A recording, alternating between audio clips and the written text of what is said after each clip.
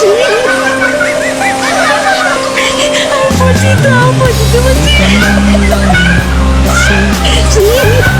ka man lang nagsepa, pinabayaan mo ang iyong kinabukasan.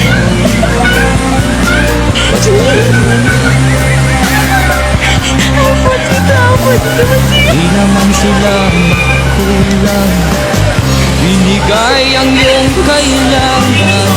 Bakit bumagsak ka sa kalokohan?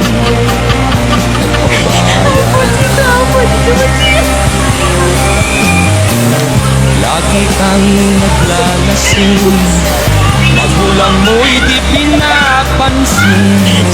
Nais lang naman nila'y sa iyong kabutihan.